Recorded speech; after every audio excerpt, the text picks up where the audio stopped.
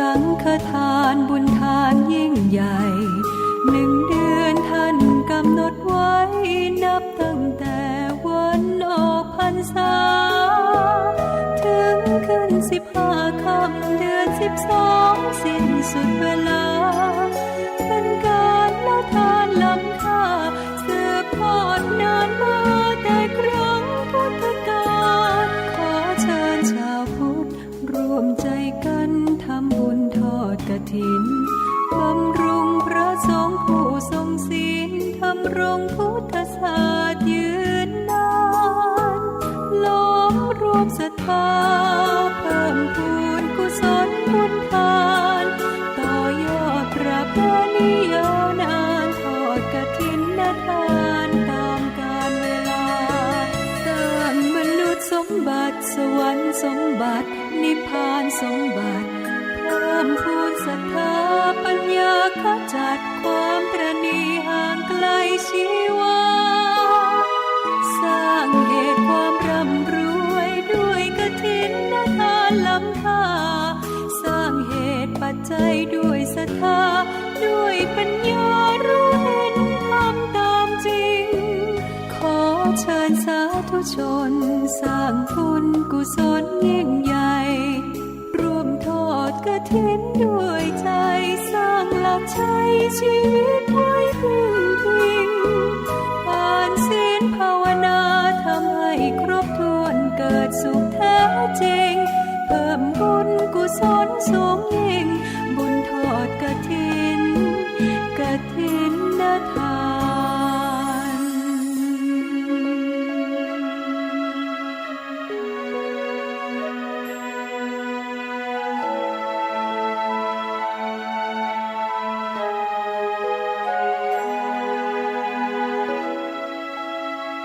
สร้างมนุษย์สมบัติสวรรค์สมบัตินิพพานสมบัติเพิ่มพูนศรัทธาปัญญาขจัดความตระหนี่ห่างไกลชีวาสร้างเหตุความร่ำรวยด้วยกฐินทานล้ำค่าสร้างเหตุปัจจัยด้วยศรัทธาด้วยปัญญารู้เห็นทำตามจริงขอเชิญสาธุชนสร้างบุญกุศลยิ่งใหญ่ร่วมทอดกฐินด้วยใจสร้างหลักชัยชีวิตไว้พึ่งพิงทานศีลภาวนาทำให้ครบถ้วนเกิดสุขแท้จริงเพิ่มบุญกุศลสูงยิ่งบุญทอดกฐิน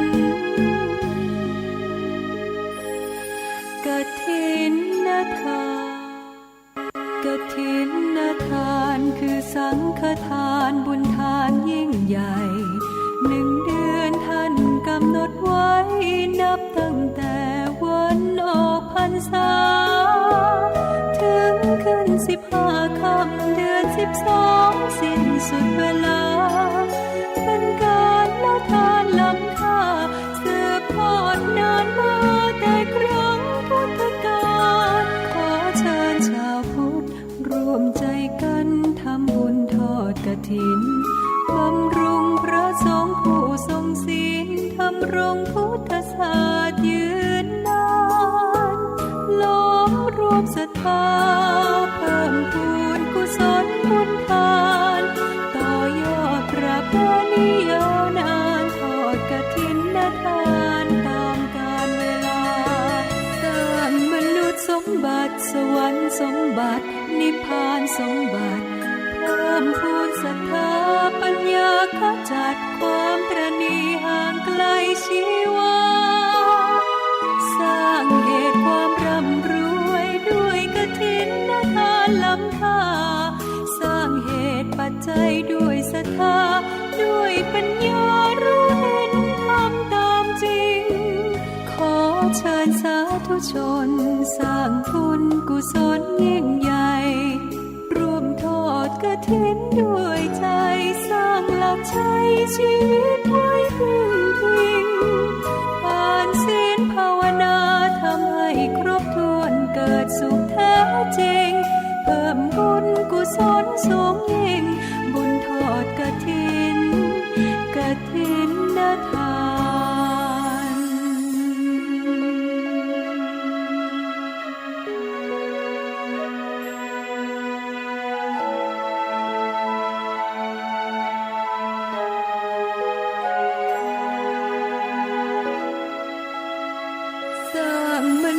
มบัติสวรรค์สมบัตินิพพานสมบัติเพิ่มพูนศรัทธาปัญญาขจัดความตระหนี่ห่างไกลชีวาสร้างเหตุความร่ำรวยด้วยกฐินทานล้ำค่าสร้างเหตุปัจจัยด้วยศรัทธาด้วยปัญญารู้เห็นทำตามจริงขอเชิญสาธุชนสร้างบุญกุศลยิ่งใหญ่ร่วมทอดกฐินด้วยใจสร้างหลักชัยชีวิตไว้พึ่งพิงทานศีลภาวนาทำให้ครบถ้วนเกิดสุขแท้จริงเพิ่มบุญกุศลสูงยิ่งบุญทอดกฐินกฐินทานกฐินทานคือสังฆทานบุญทานยิ่งใหญ่1 เดือนท่านกำหนดไว้นับตั้งแต่วันออกพรรษาถึงขึ้น15 ค่ำเดือน12สิ้นสุดเวลาเป็นการละทานล้ำค่าสืบทอดนานมาแต่ครั้งพุทธกาลขอเชิญชาวพุทธร่วมใจกันทำบุญทอดกฐินบำรุงพระสงฆ์ผู้ทรงศีลทำรงพุทธศาสตร์ยืนนานล้อมรวมศรัทธาเพิ่มพูนกุศลบุญทานต่อยอดประเพณียาวนานทอดกฐินทานตามกาลเวลาสร้างมนุษย์สมบัติสวรรค์สมบัตินิพพานสมบัติเพิ่มพูนศรัทธาปัญญาขจัดความตระหนี่ห่างไกลชีวาสร้างเหตุความร่ำรวยด้วยกฐินทานล้ำค่าสร้างเหตุปัจจัยด้วยศรัทธาด้วยปัญญารู้เห็นทำตามจริงขอเชิญสาธุชนสร้างบุญกุศลยิ่งใหญ่ร่วมทอดกฐินด้วยใจสร้างหลักชัยชีวิตไว้พึ่งพิง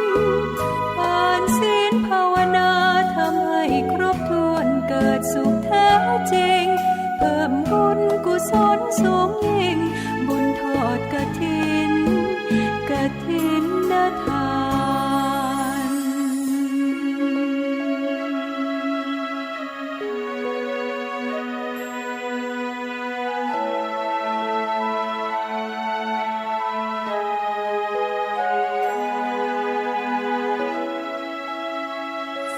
นมนุษย์สมบัติสวรรค์สมบัตินิพพานสมบัติ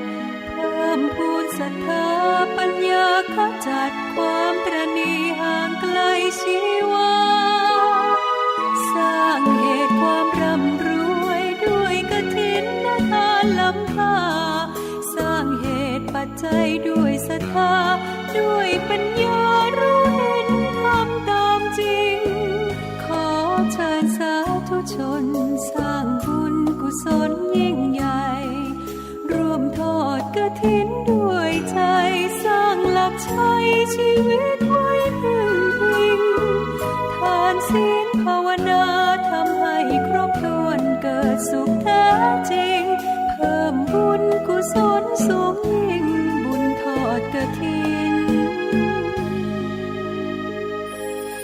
กฐินทานกฐินทานคือสังฆทานบุญทานยิ่งใหญ่1 เดือนท่านกำหนดไว้นับตั้งแต่วันออกพรรษาถึงขึ้น15 ค่ำเดือน12สิ้นสุดเวลาเป็นการละทานล้ำค่าสืบทอดนานมาแต่ครั้งพุทธกาลขอเชิญชาวพุทธร่วมใจกันทำบุญทอดกฐินบำรุงพระสงฆ์ผู้ทรงศีลทำรงพุทธศาสตร์ยืนนานล้อมรวมศรัทธาเพิ่มพูนกุศลบุญทานต่อยอดประเพ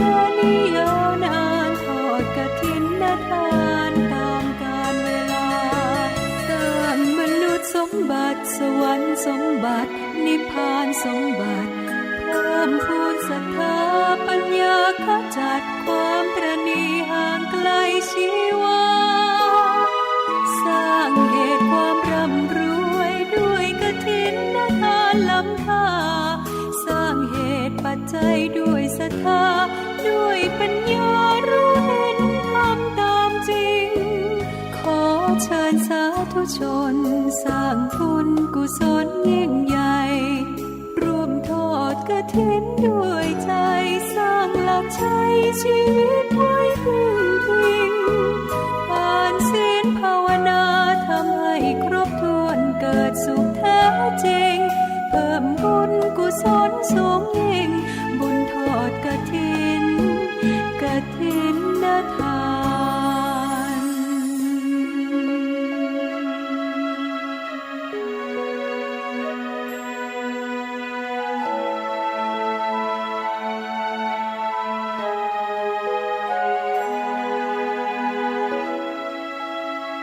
สร้างมนุษย์สมบัติสวรรค์สมบัตินิพพานสมบัติเพิ่มพูนศรัทธาปัญญาขจัดความตระหนี่ห่างไกลชีวาสร้างเหตุความคุงอุตตปาติญาณังอุตตปาติปัญญาอุตตปาจาอุตตปาติอาโลโกอุตตปาติอิทังทุกขสมุทัยโยอริยสัจจันติเมภเวปุมเป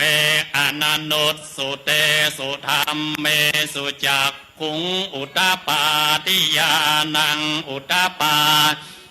ยาอุตตปาติวิชชาอุตตปาติอาโลโกอุตตปาติตังโค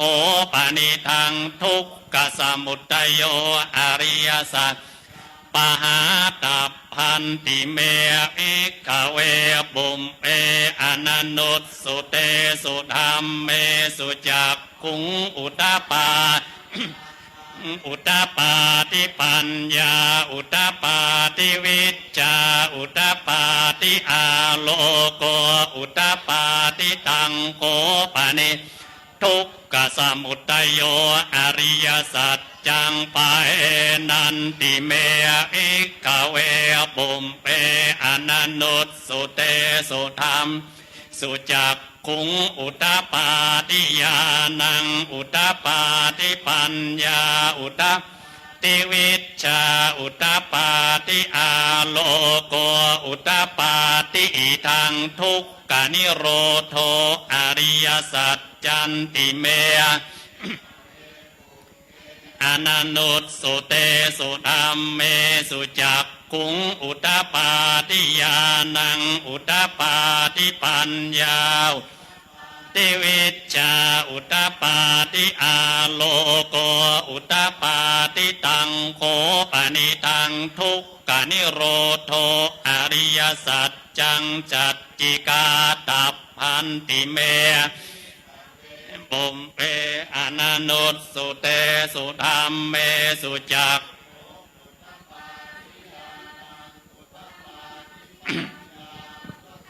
ติวิชชาอุตตปาติอาโลโกอุตตปาติตังโคปนิทังทุกขนิโรโธอริยสัจจังจัตติกาตันติเมเปอนันนุตสุเตสุธรรมเมสุจักขุงอุตตปาติญาณังอุตตปาติปัญญา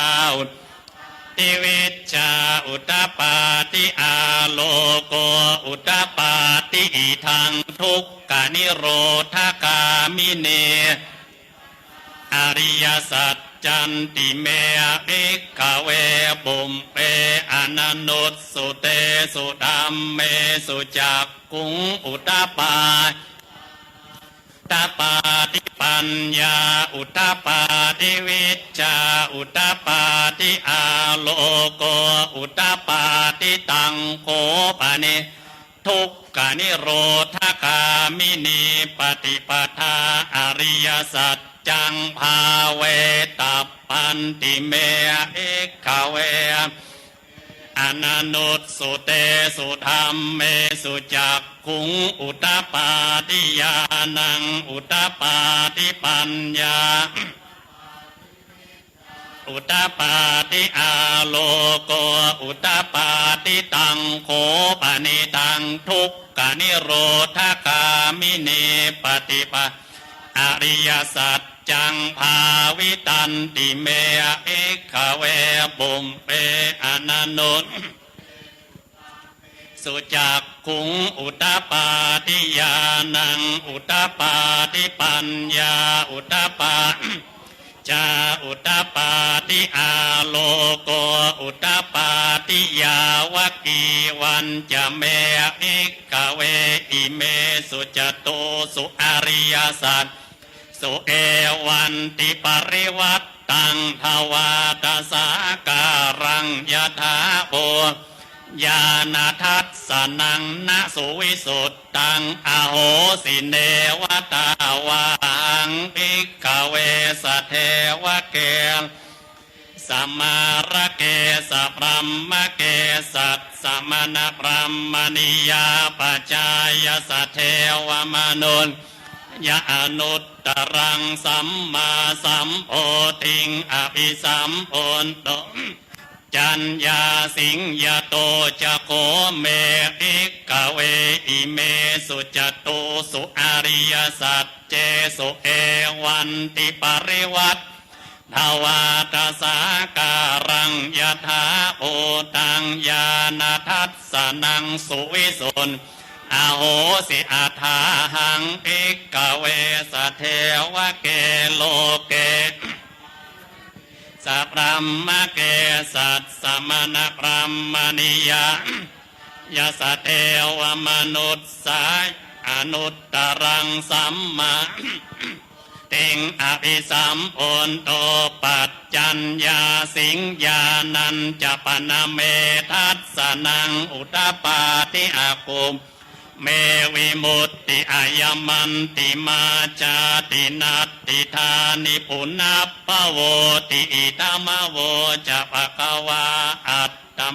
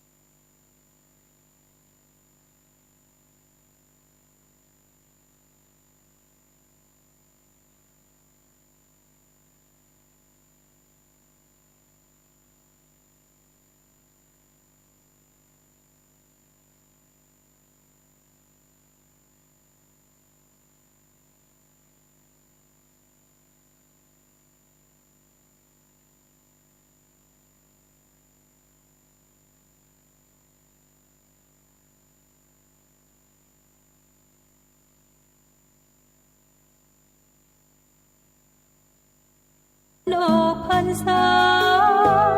ถึงขึ้น15 ค่ำเดือน12สิ้นสุดเวลาเป็นการละทานล้ำค่าสืบทอดนานมาแต่ครั้งพุทธกาลขอเชิญชาวพุทธร่วมใจกันทำบุญทอดกฐินบำรุงพระสงฆ์ผู้ทรงศีลทำรงพุทธศาสนาเทวานังสันตังสุตวาตุสิตาเทวาสาเวสุงตุสิตานังเทวานังสันตังสุตวานิมมานารติวาสันตมนุนสาเวสุงนิมมานารตินังเทวานังสันสุตวาปรนิมมิตวสวัต ติเทวาสันตมนุนสาเวสุงปรณิมมิตวสวัตตีนังสันตังสุตวาพลัมมปาริจจัตจาเทวาสันตมนุนสาเวสุงพลัมมปาริจจัตจานังเทสัตตังสุตวาพลัมมปโรหิตาเทวาสัตตมนุนสาเวสุงพลัมมปโรหิตานังเทวสันตังสุตวามหาพรหมเทวาสัตตมนุนสาเวสุงมหาพรหมานังสันตังสุตวาปริตตาภาเทวาสันตมนุนเวสุงปริตตาภานังเทวานังสัตตังสุตวาอัปปมานาภาเทวาสุงอัปปมานาภานังเทวานังสัตตังสุตวาอาภัสสราเท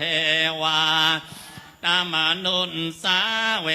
สุงอาภัสสรานังเทวานังสัตตังสุตปริตตสุมาเทวาสันตมนุนสาเวสุงปริตตสุมานังเทวาสัตตังสุตวาอัปปมาณสุมาเทวาสัตตมนุนสาเว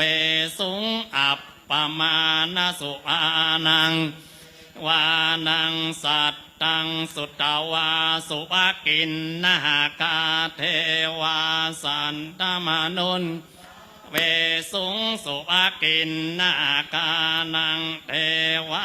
นังสัตตังสุตวาเวหัปปลาเทวาเวสุงเว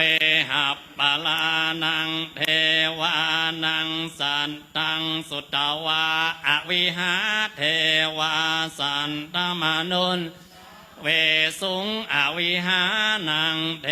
วานังสันตังสุตวาอัตตปาเท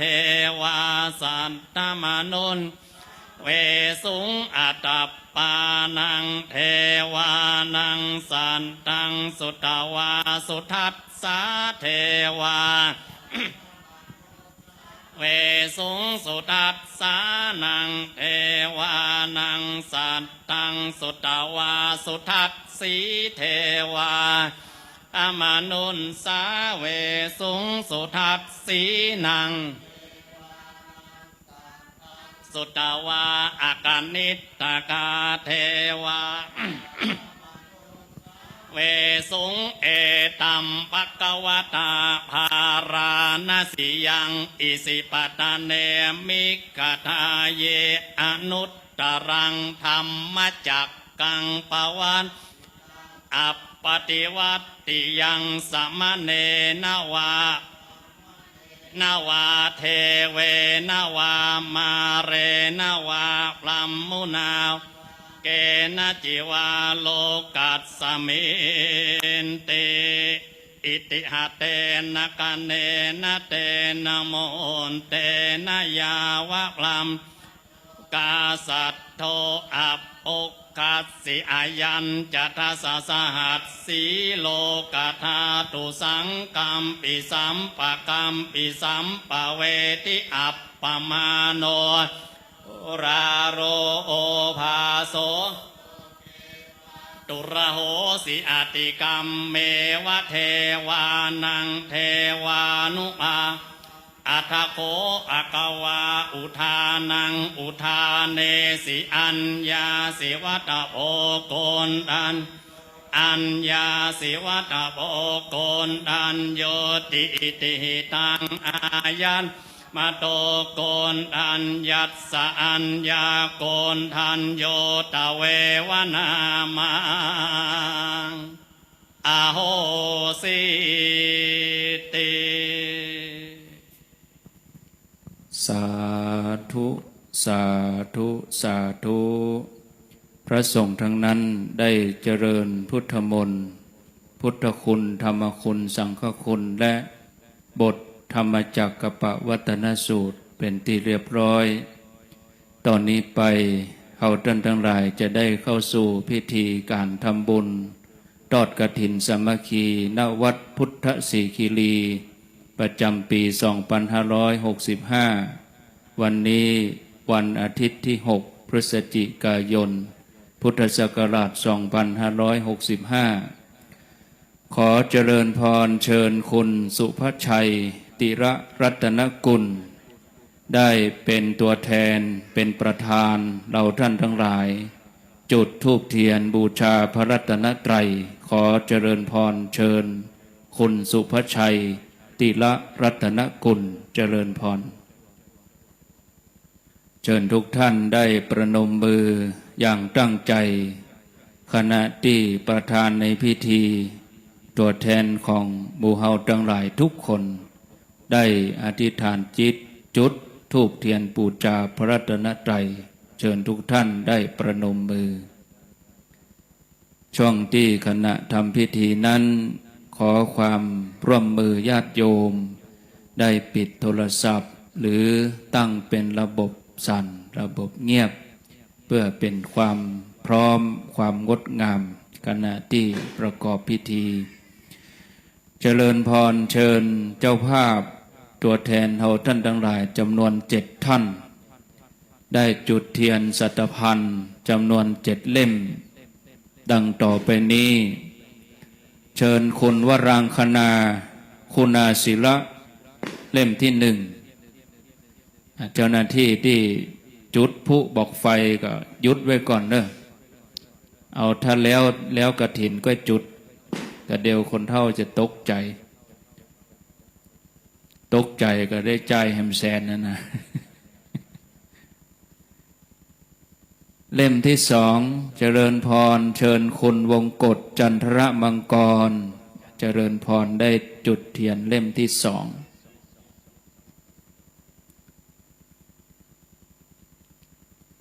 ช่วงที่เปิ้นทำพิธีนี่ก็เสียงพุเสียงบอกไฟก็ย่างก่อนเด้อยังต้องจุดเตือตอนเปิ้นทำสมาธิไม่ต้องจุดเปิ้นกำลังต้อมใจเจริญพรเชิญคุณแม่บุญเอื้อนนทสิทธิชัยเจริญพรได้จุดเทียนเล่มต่อไปเป็นตัวแทนของหมู่เฮาทั้งหลายทุกคน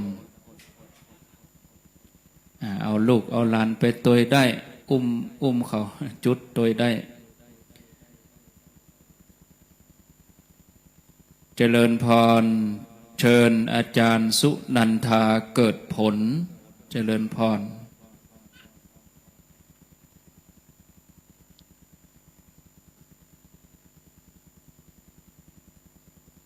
เชิญคุณวิสิทธิ์คุตติกุลขอเจริญพร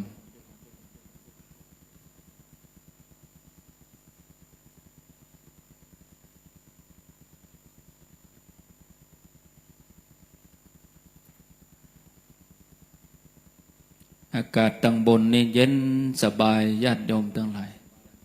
แทบบ่ต้องได้ใจพัดลมนะ4-5 โมงแรงนี่ได้เสาะผ้าห่มเจริญพรเชิญคุณสิริรัตน์ติระรัตนกุลเจริญพร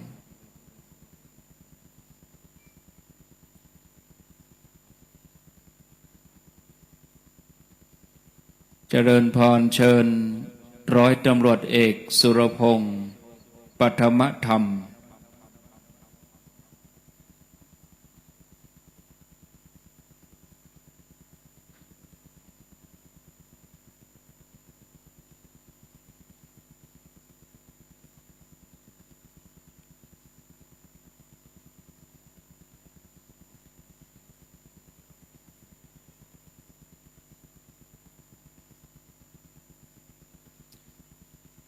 เจริญพรเชิญคุณเฉลิมเกียรติ พุทธิธนกรได้ประเคนขันศีลประธานสงฆ์เจริญพรคุณเฉลิมเกียรติ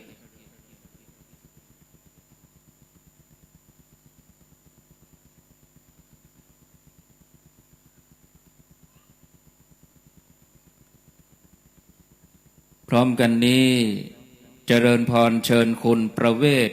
ครูสิริศิลป์ได้ประเคนตลปัดพัดรองถวายประธานสงฆ์ตลปัดพัดรองเป็นการฉลองจิตศรัทธาของโยมเป็นบริวารกฐินเชิญทุกท่านได้ตั้งใจไหว้พระสมทานศีลพร้อมกันณบัดนี้อะระหังสัมมาสัมพุทโธภควาพุทธังภควันตังอภิวาเทมิสวากขาโตภควตาธัมโมธัมมังนัมสสามิสุปฏิปันโนภควโตสาวกสังโฆสังฆังนัมมามิตั้งใจสมทานศีลห้าพร้อมกัน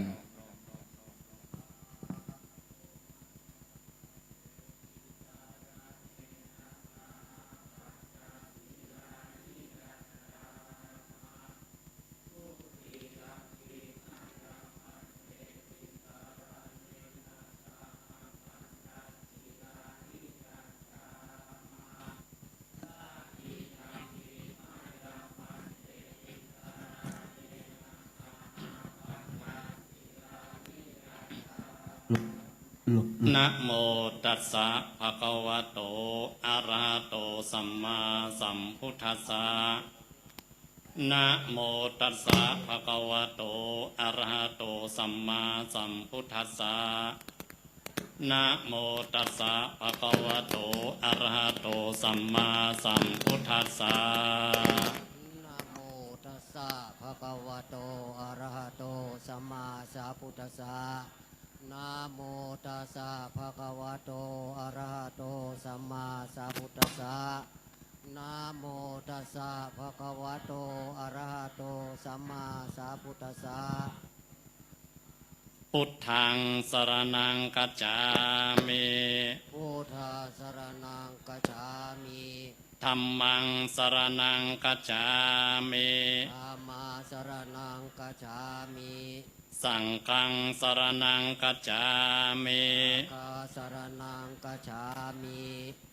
ตุติยัมปิพุทธังสรณังกัจฉามิ ทุติยาปิพุทธาสรณังกัจฉามิ ตุติยัมปิธัมมังสรณังกัจฉามิ ทุติยาปิธัมมังสรณังกัจฉามิ ตุติยัมปิสังฆังสรณังกัจฉามิ ทุติยาปิสังฆาสรณังกัจฉามิ ตติยัมปิพุทธังสรณังกัจฉามิ ตาติยาปิพุทธังสรณังกัจฉามิ ตติยัมปิธัมมังสรณังกัจฉามิ ตาติยาปิธัมมังสรณังกัจฉามิ ตติยัมปิสังฆังสรณังกัจฉามิ ตาติยาปิสังฆาสรณังกัจฉามิ ติสรณะกะมะนังนิตติตา ตามะพันเต ปานาติปาตาเวรมณีสิกขาปตังสมาติยามิ อานาติปาตาเวรมณีสิกขาปตาสมาธิยามิ อตินนาตานาเวรมณีสิกขาปตังสมาติยามิ อาทินาตานาเวรมณีสิกขาปตาสมาธิยามิ ป กาเมสุมิจฉาจาราเวรมณีสิกขาปตังสมาธิยามิ กาเมสุเมชาจาราเวระมณีสิกขาปตาสมาธิยามิ มุสาวาตาเวรมณีสิกขาปตังสมาธิยามิ มุสาวาตาเวระมณีสิกขาปตาสมาธิยามิ สุราเมรยมัชฌะปมาทฐานาเวรมณีสิกขาปตังสมาธิยามิ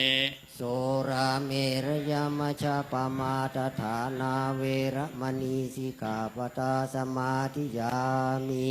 อิมานิปัญจสิกขาปตานิสีเลนะสุขติงยันติสีเลนะโภคสัมปทาสีเลนะนิพุติงยันติตัสสมาสีลังวิโสตะเย สาธุสาธุสาธุ เชิญ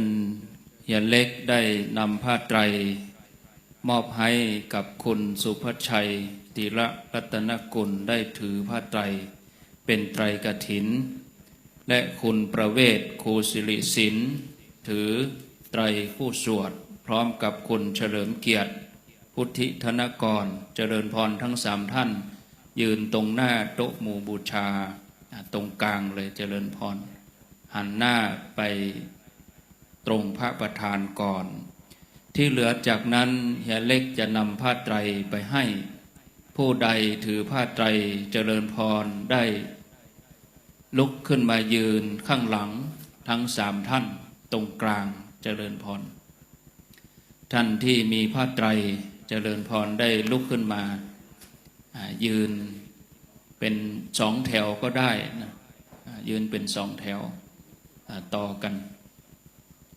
ท่านที่มีผ้าไตรก็เจริญพรเลยคุณสุภชัยติระรัตนกุลท่านจะได้นำพวกเรากล่าวคำถวายเจ้าหน้าที่เตรียมไมค์ไปตั้งคุณสุภชัยบนหนึ่งตัว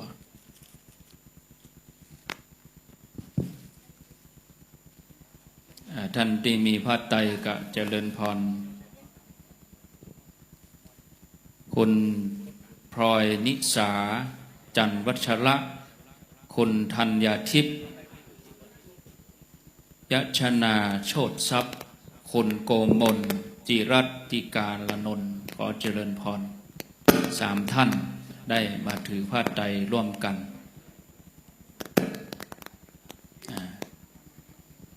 ถอยมาข้างหลังนิดหนึ่งโยมถอยมาอีกก็ได้ถอยมาถอยมาโยมนะถอยมาอีกไม่เป็นไร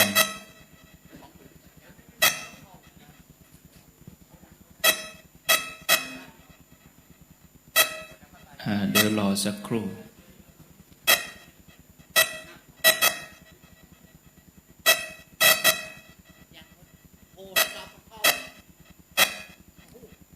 รอสักครู่นะบิดเข้าตังพระเจ้าบิดลำโพงเข้าพระเจ้านะแสบแก้วหูติดไม้ตัวอื่นๆได้ไหมเสียงไม่เป็นไรเปิ่นทดสอบเอาเป็นอย่างเรียบร้อยนะกล่าวนะโมสามจบพร้อมกันจบแล้วก็ทุกคนก็หันหน้ามาทางพระสงฆ์นะตั้งใจนะโยมมาจากไกลกรุงเทพก็มีผ่านดอยไปหลายม่อนตั้งใจเพื่อวันนี้ตั้งใจเต้หมู่เฮาตั้งหลายที่อยู่ตั้งในนี่ก็ดีตั้งนอกก็ดีประนมมือขึ้นเน้อเสมือนว่าเฮาทั้งหลายทุกคนนั่นถือผ้าไตรเหมือนกับเปิ้นเหมือนได้ตาลโดยกันหมดทุกคนเชิญโยมผู้เป็นประธานคุณสุภชัยได้นำกล่าวถวายผ้ากฐินณบัดนี้ นะโมตัสสะภะคะวะโตอะระห หะโตสัมมาสัมนะโมตัสสะภะคะวะโตอะระหะโตสัมมาสัมพุทธัสสะนะโมตัสสะภะคะวะโตอะระหะโตสัมมาสัมพุทธัสสะ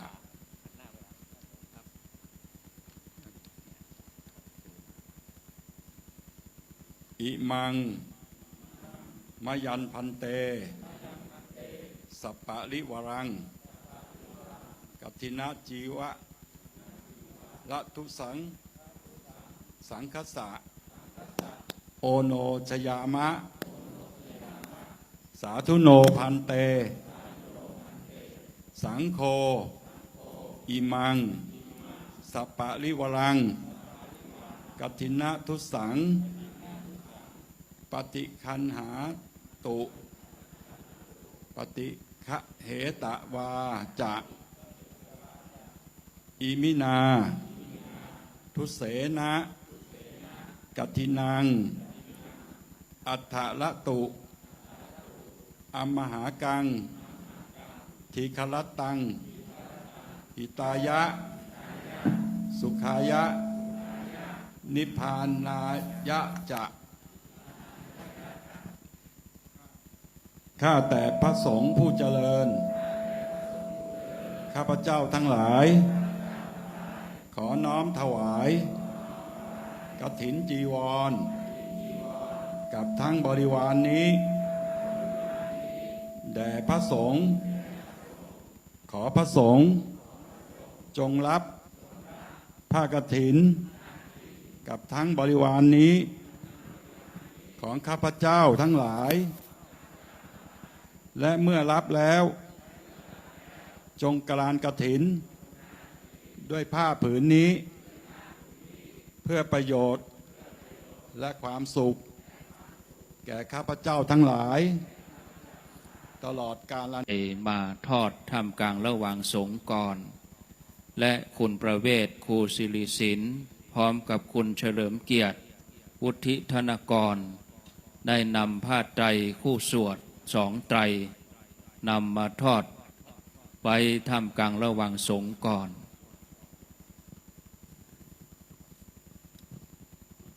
ต่อไปที่เหลือจากนั้นก็เชิญคณะบริวาร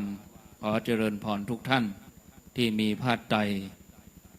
นำมาทอดถวายพระสงฆ์ให้ครบทุกรูปขอเจริญพร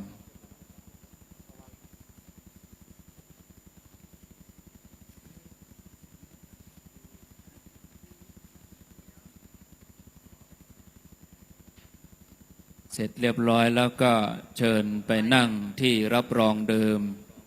เจริญพรโยมไปนั่งที่เก้าอี้รับรองเดิมเรียบร้อยพระสงฆ์จะได้อุปโลกเดี๋ยวสังฆทานก็อีกรอบหนึ่งนะสังฆทานรออีกรอบหนึ่ง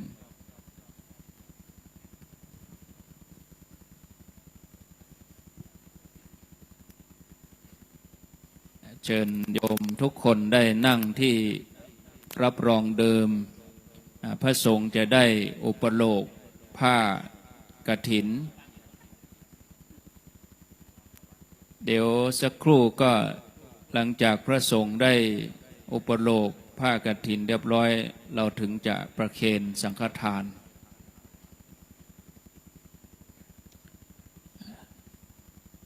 บัดนี้เจ้าภาพทุกคนโดยประธานในพิธีคุณสุภชัยติระรัตนกุลได้นำผ้าไตรทอดท่ามกลางระหว่างสงฆ์พระสงฆ์ทั้งนั้นจะอุปโลกมีมติเป็นชั้นใดโยมทั้งหลายตั้งใจฟังประนมมือณบัดนี้นิมนต์ครับผ้ากฐินทานกับพังผ้าอนิสังสะบริวารทั้งปวงนี้เป็นของคุณพงษ์จิตคุณวงกฎจันทรมังกรคุณสุปชัยคุณศิริรัตน์ติระรัตนกุลคุณวรางคณาคุณศิระคุณาศิระคุณอุดมศักดิ์คุณสุภัตรารุ่งนิรันดร์พร คุณเมธาคุณวาสินีเยาวพันกุลคุณประเวศคุณอรุณรัตน์ครูสิริศิลป์พร้อมโดยญาติโยมทั่วทุกสารทิศญาติมิตรครอบครัวทุกๆคนเป็นผู้ประกอบด้วยศรัทธาอุตสาหะพร้อมเพรียงกันน้อมนำมาถวายแด่พระภิกษุสงฆ์ผู้จำพรรษาท่วนไตรมาสในอาวาสแห่งนี้ก็แลผ้ากฐินทานนี้เป็นของบริสุทธิ์ดุจเลื่อนลอยมาโดยนภาอากาศแล้วแลตกลงในที่ประชุมสงฆ์จะได้จำเพาะเจาะจงลงไปว่าเป็นของพระภิกษุรูปใดรูปหนึ่งก็หาไม่ได้มีพระบรมพุทธานุญาตไว้ว่าให้พระสงฆ์ทั้งปวง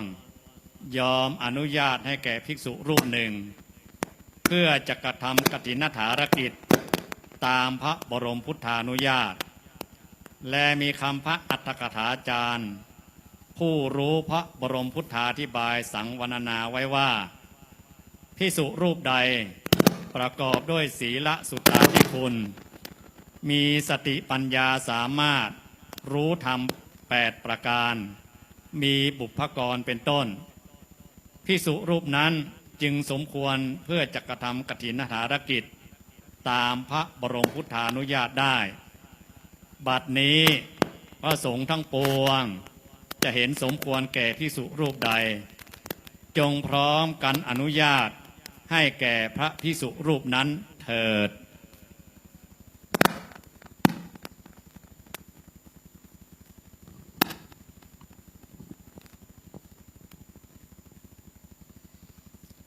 ผ้ากฐินทานกับทั้งผ้าอนิสังสบริวารทั้งปวงนี้ข้าพเจ้าพิจารณาแล้วเห็นสมควร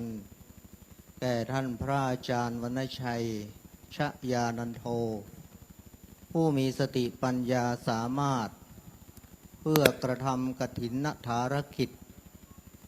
ให้ถูกต้องตามพระบรมพุทธานุญาตได้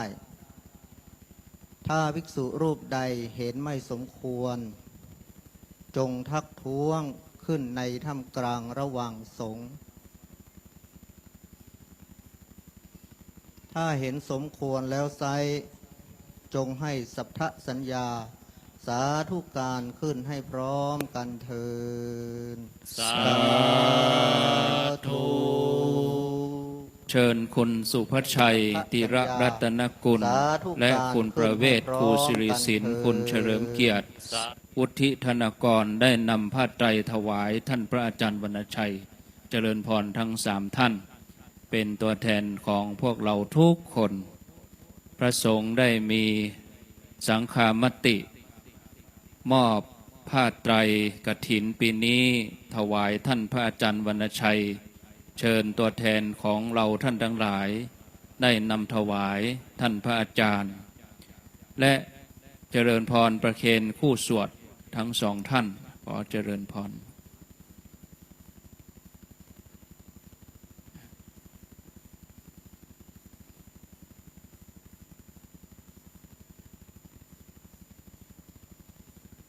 ต่อไปขอเจริญพรโยมที่จะได้ประเคนสังฆทานเจริญพรตามรายชื่อดังต่อไปนี้เจริญพรคุณปานใจอุประสิทธิ์ขอเจริญพรประธานสงฆ์รูปที่1เลยคุณสุนทรพนมนิเวศคุณธัญพรกิจวรวุฒิคุณขจีพันธ์สิงห์ลักษณะนะสิงห์ลักษณ์ขอโทษนะ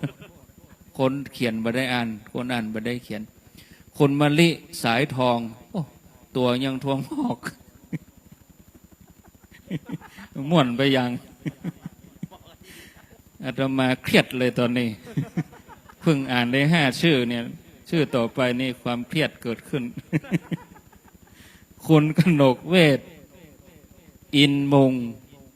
อินบุญนะคุณสุดใจเรือนอินใช้กำลังภายในอย่างมากคุณอนัญญาสิทธิกุล คนกิตติพิพัฒน์คนวันวิสาจันทรมังกรเริ่มงดงามแล้วตัวหนังสือเริ่มงดงาม แสดงว่าจิตเริ่มงดงามขึ้น จิตเป็นสมาธิขึ้นเนาะคนอรันคนอาศิระคนอรยะคนอาศิระคนมนเทียนแก่นแก้วคนมนัสอันนี้แย้มเนี่ยแย้มถ้าไม่บอกนะแย้มพัดเลยนะนี่แย้มฟักนะคนสุรพงศ์ปัทมธรรมคนนันทวันพรหมเกิดคนเพียรใจธนถาวรคนสมชาติเรืองธนผลคนแสวงโชคอำนวยลาภเจริญพรเลยนะโยมคนปัญญาดิษภูลคนสายรุ้ง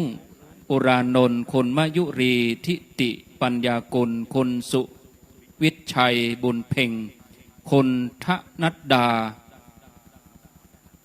นกวอนคนสมสมรสายสมรสายหรือสมโยมสมหรือโยมสายสมเหรอ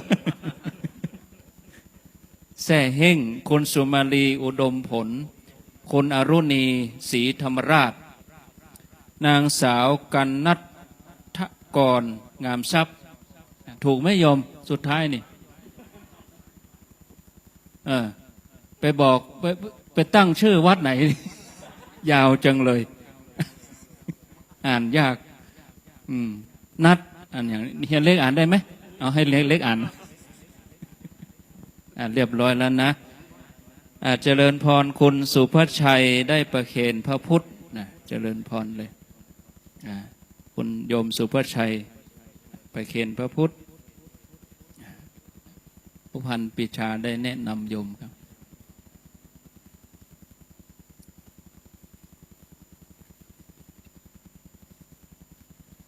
ประเคนเรียบร้อยแล้วก็จะได้เชิญตัวแทนเจ้าภาพได้กล่าวขอบคุณคณะญาติมิตรครอบครัวลูกหลานและอนุโมทนาแจ้ง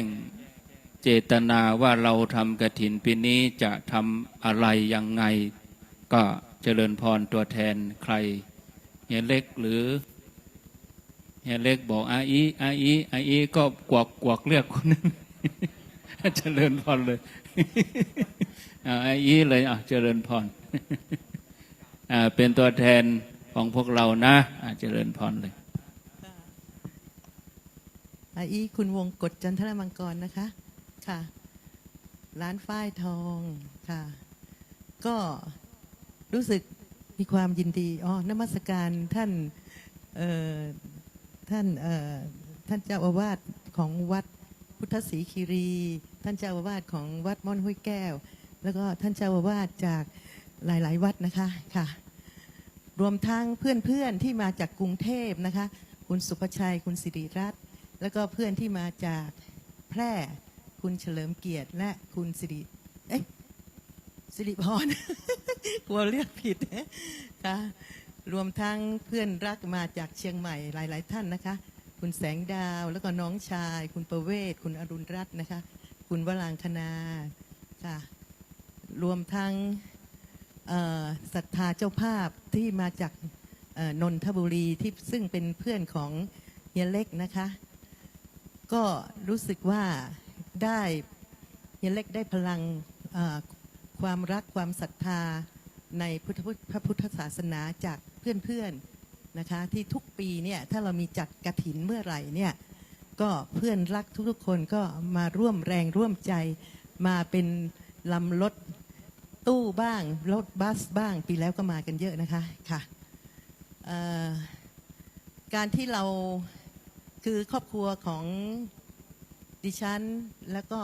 พี่ๆน้องๆได้ร่วมกันสร้างวัดม่อนห้วยแก้ววิหารวัดม่อนห้วยแก้วมาทั้งหมด12ปีซึ่งปีที่แล้วเนี่ยสำเร็จลุล่วงไปได้ด้วยดีและก็มีท่านเจ้าอาวาสท่านสมหวังเนี่ยท่านดูแลแล้วก็ควบคุมการก่อสร้างรวมทั้งในวิหารเนี่ยก็ได้สร้างพระพุทธรูป ปางมารวิชัยซึ่งงามงดงามมากๆ เราได้ไปต้นแบบจากวัดเชียงยืนนะคะค่ะก็การที่จะทำอะไรทำสิ่งใดเนี่ยถ้าเรามีความมุ่งมา่ปรารถนามีแรงศรัทธาอันแรงกล้าเนี่ยจะทำให้เราประสบความสำเร็จได้ซึ่งวิหารวัดม่อนห้วยแก้วเนี่ยตอนแรกก็คิดว่าคงจะมาทอดกฐินสักไม่กี่ปีคงจะเสร็จแต่ว่าเป็นหลังใหญ่มากนะคะเดิมเนี่ยเป็นวิหารร้างซึ่งครอบครัวของดิฉันเนี่ยเคยมาทอดกฐินที่วัดม่อนห้วยแก้วตอนนั้นก็เห็นวิหารร้างหลังใหญ่มากแต่ว่าเหตุไฉนไม่มีคนมาทำต่อไม่มีคนมาสานต่อก็คิดว่าเราน่าจะช่วยกันนะเลยบอกว่าพี่ๆน้องๆเรามาช่วยกันสร้างนะแล้วก็ได้กำลังสำคัญของคุณสุภชัยคุณสิริรัตน์แล้วก็คุณเฉลิมเกียรติคุณสิริพรจากแพร่ซึ่งจะมาร่วมเกือบทุกปีมี2 ปีก่อนซึ่งมีโควิดบางท่านก็ไม่ได้มานะคะแต่พวกเราก็ทำสำเร็จก็รู้สึกว่าเป็นความภาคภูมิใจซึ่งครอบครัวของเราเนี่ยพวกเราหลายๆท่านหลายๆคนหลายๆครอบครัวรวมทั้งเพื่อนรักของเฮียเล็กนะคะที่มาจากนนทบุรีซึ่งเป็นกำลังสำคัญเป็นกำลังที่ทำให้เฮียเล็กเนี่ยมีพลังในการที่จะสานต่อให้วิหารหลังนั้นสำเร็จสมบูรณ์และปีนี้เฮียเล็กก็บอกว่าเรามาช่วยกันทอดกฐินนะสร้างพระธาตุเจดีย์ที่วัดพุทธศรีคีรีดิฉันก็บอกว่าเพราะว่าเที่ยวแล้วเราได้มาเยี่ยมท่านวรรณชัยใช่ไหมคะค่ะแล้วก็ตะกี้มาถึงเนี่ยพระธาตุเจดีย์สวยมากนะคะรูปแบบสวยมากนะคะค่ะเพื่อนรักเขาก็บอกว่าสวยนะอย่างเนี้ยเนาะค่ะก็ยังเห็นชาวบ้านนะนี่กลุ่มข้างหลังนั่นเป็นชาวบ้านของแถวนี้ใช่ไหมคะแล้วก็มีของทางกลุ่มหลายๆที่นะคะค่ะก็ถ้าเราไม่มีพวกเราช่วยกันคงจะไม่มีวันนี้เนาะเพราะว่าวันนี้สำเร็จได้เพราะว่าทุกๆคนทุกๆแรงศรัทธาทำให้มีงานกฐินในปีนี้นะคะก็ยังไงถ้ายังจะต้องมาสานต่อให้สำเร็จเนาะก็จะขึ้นมานะคะค่ะโอเคค่ะอนุโมทนาบุญทุกท่านนะคะค่ะสาธุค่ะตบมือให้เจ้าภาพสาธุอนุโมทนาต่อไปขอเจริญพรเชิญคณะเราทุกคนได้ถวายบริวารกฐินปัจจัยเพื่อนบางบัวทอง2519ตัวแทนของเฮียเล็กขอเจริญพรได้นำปัจจัยอันเป็นบริวารกฐินมาถวายท่านอาจารย์วรรณชัยขอเจริญพรร่วมกันทุกคนตัวแทนของเราท่านทั้งหลายทุกคนประถวายเลยลุกมาเลยโยมคุณสุภชัยเป็นตัวแทนพร้อมกับญาติพี่น้องทุกคนเลยก็ได้นะเจริญพรเลยนำถวายท่านพระอาจารย์วรรณชัย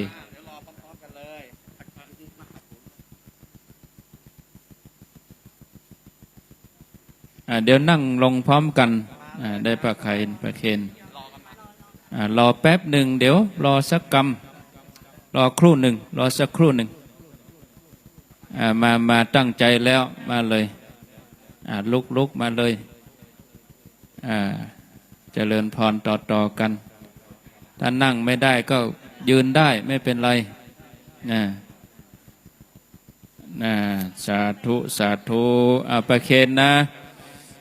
ศรัทธาเราอยู่ตรงนั้นก็ปนมมือเนอะเหมือนเราได้บุญโดยเปิ้นสาธุอนุโมทนา เชิญทุกท่านไปนั่งที่พักรับรองเดิมจะได้กราบนิมนต์ท่านพระอาจารย์วรรณชัยได้กล่าวขอบคุณอนุโมทนาต่อกุศลเจตนาศรัทธาทั้งหลายโยมไปเคนบาทไปเคนบริวารกฐินหมดเลยได้นะไปเคนบริวารกฐินให้หมดเรียบร้อยเชิญคุณสุรเชษฐ์ครูศิริศิลป์เชิญคุณสุรเชษฐ์ครูศิริศิลป์ได้ประเคนบาทพร้อมบริวารกฐินเจริญพร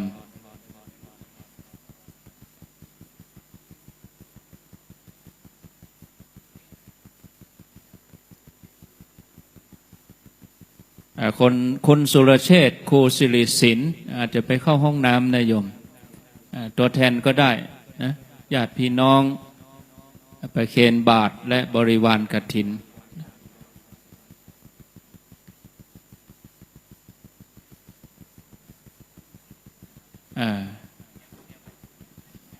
อยู่บนดอยเนี่ยเนาะไปไหนช่วงเวลาที่รอคุณสุรเชษฐ์นี้โยมตอนนี้เวลา13:25 นาที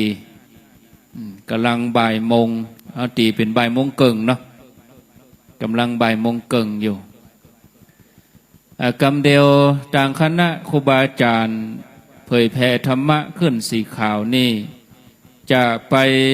ถวายผ้าป่าหางกฐิน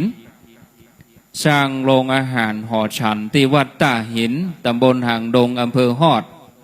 หลังจากที่เฮาตานกฐินนี้แล้วภายจะไปออกจากวัดพุทธศิคิรีเลี้ยวขวาไปทางอำเภอฮอดประมาณ5 กิโลจาก5 กิโลก็ไปวัดตาหินแถมประมาณ4 กิโลตีเป็น10 กิโลเนอะจากนี้ไปปากทางบ้านแปะนะไปทางอำเภอฮอด10 กิโลไปตานพระป่าด้วยกันเนอะโยมเนอะคนไหนบ่ได้ไปกระเดียวขาปิกก็เอาปัจจัยมาใส่ไว้พานสีแดงๆต่อไปจะไปเคนต้นนะโยมเอาได้นี่เป็นมติไปเคนต้นตึงโมดเนี่ยเพิ่นเอาไฟล้วงหมดแล้วไปเคนเรียบร้อยเจ้าภาพได้ประเคนศรัทธาเฮาตะกี้ล่วงหน้าไปก่อนก็บางท่านก็ตานไปก่อนแล้วก็มีประเคนไปแล้วใจละเนาะสบายอกสบายใจได้ทำบุญได้กินได้ทานก่อนที่จะฮับปอนโยมเตรียมตรวจน้ำเนอะแจกน้ำยาดกันก่อนรอปัจจัยอีกชุดหนึ่งเอาน้ำยาดแจกกันไปก่อนก็เดี๋ยวถ้าอาจารย์เปิ้นอู้ก็ถ้าโยมแจกน้ำยาดจะโยมแจกน้ำยาดแล้วก็จะวุ่นวายตอนนี้เอาน้ำยาดแจกกันก่อนตรวจน้ำเตรียมตัวก่อนจะรับพรตรวจน้ำก็เดี๋ยวฟังสัมโมทนียกถาเสียก่อนรอปัจจัยอีกชุดหนึ่งนะเชิญคุณสุภชัยได้มาประเคนท่านพระอาจารย์วรรณชัยอีกชุดหนึ่งช่างภาพบันทึกไว้อันนี้โยมเปิ้นจะทานถวายทานเป็นส่วนตัวคือท่านพระอาจารย์วรรณชัยได้ใจสอยในงานเผยแผ่พระพุทธศาสนาทุกวันนี่ท่านอาจารย์วรรณชัยนี่ท่านไปออกวิทยุนี่ทุกวันอาทิตย์2 ทุ่มถึง4 ทุ่มโยมเกิดว่าโยมมาวันนี้โยมว่าโยมลำบากโอ้ต่างมันยากไก่แตะไก่ว่าโยมมาหันวันนี้นี่ถนนลาดยางเทคอนกรีตอย่างดีเนี่ยเมื่อ10 ปีก่อนนี่โยมเป็นถนนลูกลังเป็นม่งเป็นหลุมท่านอาจารย์วรรณชัย เดินทางเข้าออกนี่ไปเผยแผ่ธรรมะคือศรัทธาฟังเป็น10 ปีมาแล้วเตียวจนถนนพอห้องน่ะไปเดนนี่ถนนจะพอเรียบหมดอ่ะมันพอเถอะเนาะโยมมาบุกเบิกบนดอยนี่แถมพอเนาะโอ้เจดีนี่เป็นศิลาแรงมดนะโยมทั้งลุ่มเฮานี่เฮาเอาดินกี่ก้อนน้อยๆน่ะแต่เจดีนี่ศิลาแรงก้อนใหญ่ขนาดต้อง2 คนหามขึ้นก่อนนะ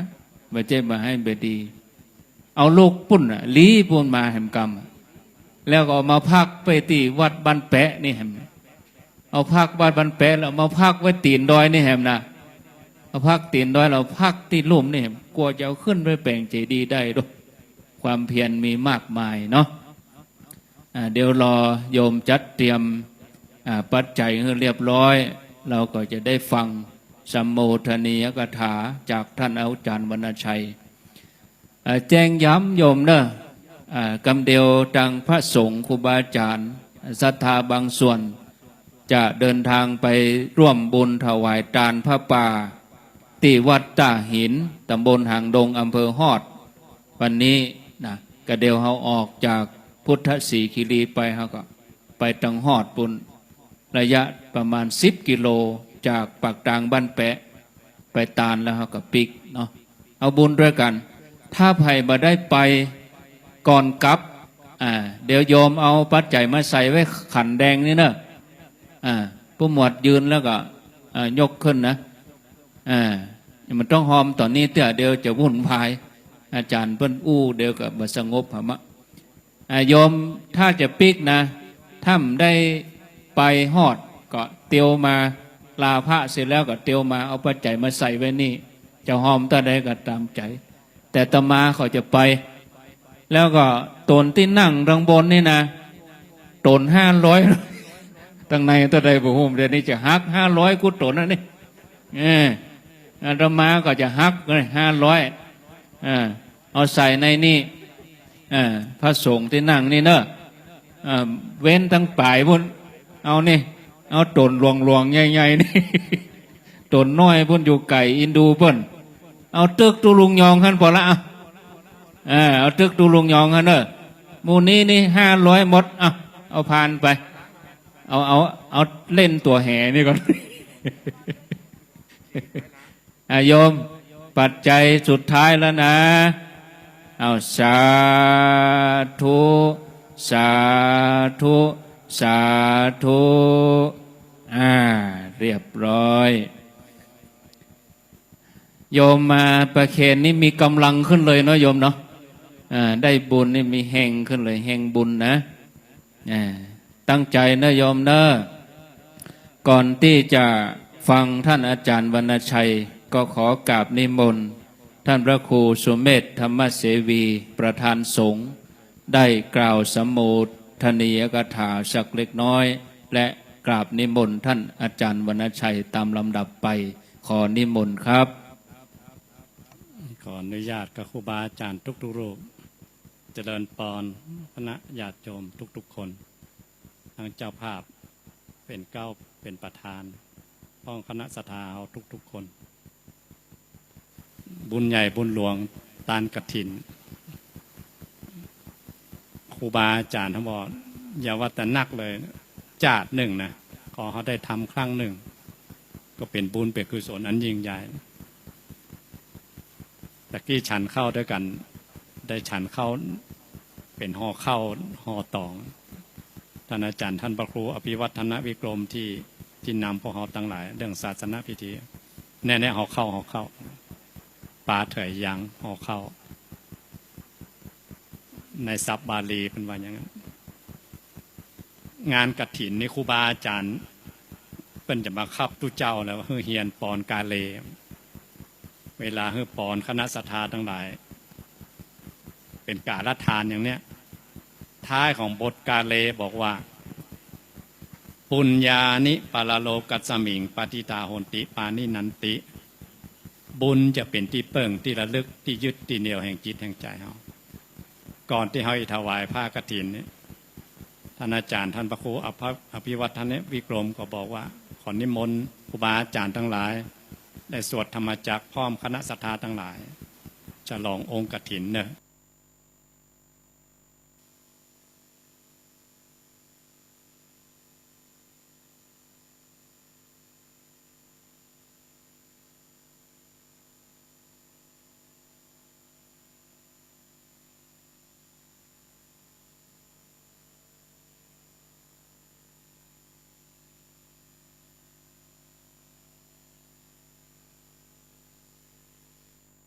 หาช่างหาอย่างได้มาเป็นประธานศาลาที่นี่พอเขาทั้งหลายน้อมนึกว่าพระพุทธรูปเนี่ยเป็นพุทธปฏิมากรตัวแทนขององค์สมเด็จพระสัมมาสัมพุทธเจ้าใจสื่อไปถึงขอพระองค์ปิติจังที่เปิงได้เตศธรรมจักรโปรดกษัตริย์โลกทั้งหลายเขาเหมือนก็อยู่ในรัศมีฉัพพนรังสีของพระองค์ตั้งจิตปรารถนาอย่างได้โมดในโลกนี้โดยบุญอานิสงส์กฐินอันนั้นพอเขาตั้งหลายมาเนี่ยกันนะวันนี้คือปลื้มอกปลื้มใจนะว่าเขาได้ทำบุญใหญ่ได้มีที่เปิ่งสมกับจติพรที่ครูบาอาจารย์ตอนเดียวแต่คือปอนท้ายของบทพรกาเลนะปุญญานิปาลโลกัสสมิงปฏิตาหนติปานินันติบุญเป็นที่เปิ่งเลยเป็นที่ระลึกเป็นที่ยึดที่เหนี่ยวที่เกาะแห่งจิตวิญญาณเขาเมื่อเขามีที่ยึดที่เกาะที่เหนียวอย่างเนี้ยภาษาเมืองเหนือว่ามันจุ่มใจอึกนึกม่วนใจเมื่อจุ่มใจม่วนใจมีที่ยึดที่พึ่งที่ระลึกอย่างเนี้ยทรัพย์สินสมบัติเขาปรารถนายศก็ได้ยศปรารถนาลาภก็ได้ลาภปรารถนาความสุขก็ได้ความสุขปรารถนาสรรเสริญก็ได้สรรเสริญปรารถนาอย่างทุกอย่างบุญจะปามาเป็นธรรมะจัดสรรขออนุโมทนาบุญกับเจ้าภาพทุกๆคนอนุโมทนาบุญกับคณะศรัทธาทั้งหลายที่ห่วมบุญกันในวันนี้ทุกคนต่อไปกันนิมนต์ท่านอาจารย์วรรณชัยซึ่งเป็นตู้หลวงที่นี่ได้กล่าวขอบคุณคณะศรัทธาทั้งหลายที่ได้มาห่วมบุญห่วมกุศลกล่าวอนุโมทนาขอนิมนต์ท่านอาจารย์ครับขอถวายความเคารพคำพระครูสุเมธธรรมเสบีเจ้าอาวาสมนฤาษีซึ่งเป็นประธานสงฆ์เป็นเนื้อนาบุญธรรมพระครูกัลยาณประโมทวามนห้วยแก้วเป็นอย่างยิ่งพร้อมกันธรรมพระครูอภิวัฒนวิกรมผู้อำนวยการสถานีวิทยุคลื่นสีขาวเจ้าอาวาสวัดป่าตังเจริญขอขอบคุณครูบาอาจารย์พระสงฆ์พระมหาเถระครูบาอาจารย์เจ้าภิกษุสงฆ์ผู้ตนครูองค์ที่เดินทางมาเป็นเนื้อนาบุญคือท่านเจ้าภาพมาทอดกฐินวันนี้พร้อมท่านศรัทธาผู้ใจบุญทุกสายบุญที่เดินทางมาร่วมทำบุญทอดกฐินที่วัดพุทธศรีคีรีที่นี่ในนามเก้ากระผมมัตตมาภาพพระวรรณชัยชัยนันโทได้มาอยู่วัดที่นี่ในเสาสาม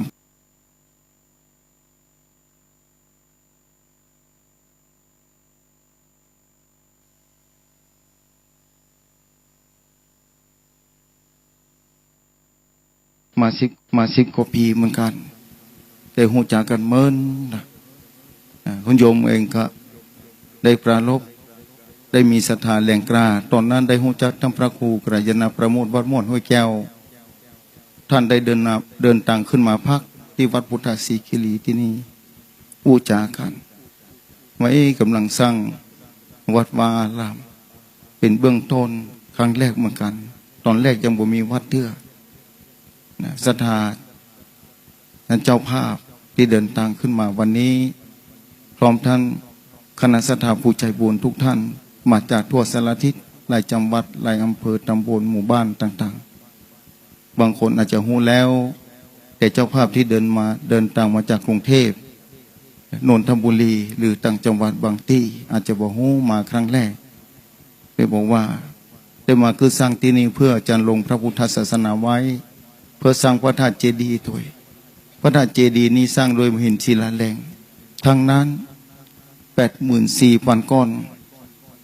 นำมาจากวัดพุทธบาทอำเภอลีพระพุทธบาทห้วยตมและจังหวัดปราจีนบุรีเป็นบางส่วนและจังหวัดกำแพงเพชรหลังจากที่อำเภอลีหมดไปแล้วได้นำมาจากกำแพงเพชรจากนั้นก็นำมาจากจังหวัดปราจีนบุรีตลอดระยะเวลาที่คือสร้าง วัดใหม่ตอนแรกนั้นปรารภกับท่านพระครูว่าที่มันน้อยมีที่ดึงเจ้าของที่เพิ่นปลูกหอมปลูกผักไม้ใส่เขืออยู่ใกล้วัดอาตมาภาพก็มีที่น้อยเดียว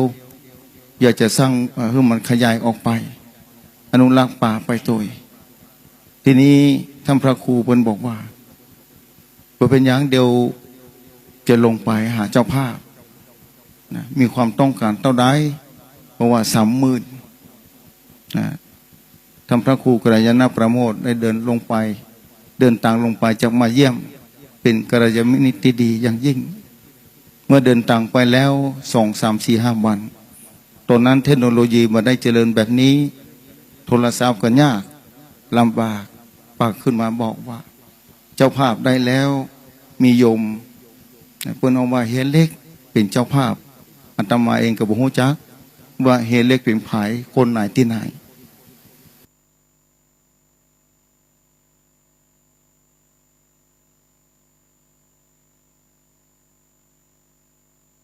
อาตมาก็งงว่าเงิน30,000บ่ใช้ซอได้ง่ายๆเป็นสิ่งที่ยากอย่างยิ่งนะอันนี้ว่าต้องไปทำพระพงพระป่าอย่าง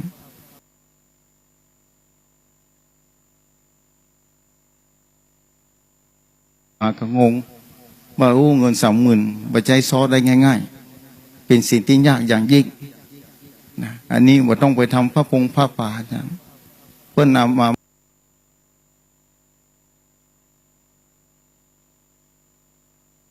กันย้ายไปอยู่ที่วัดตุ้งปุย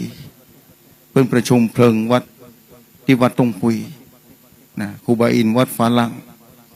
มานั่งอยู่ที่หันท่านพระครูกัลยาณประโมทบอกว่าเฮียมานี่ตัวนี้ที่เฮียทำบุญขึ้นไปก็ได้หูจากเฮียเล็กหรือคุณโยมอนุพงษ์แท้ตั้งเป็นครั้งแรกดูแล้วก็เพิ่นใจบุญใจกุศลหน้าตาเบิกบานใจยิ้มเตรียมแก้มใสและแบบเรียบง่ายๆกระหารยากก็ดีใจที่มีศรัทธาในพระพุทธศาสนาที่จะเกื้อกูลพร้อมทั้งเครือญาติของคุณโยมก็มีจิตศรัทธาต่อพระพุทธศาสนาทั้งนั้นมาการตมุตตมวลตีกัลยาณมิตรที่ดีงามทั้งนั้นพร้อมกันนั้นนะได้ต่อมาพื้นที่ที่สร้างพระธาตุเจดีย์นี้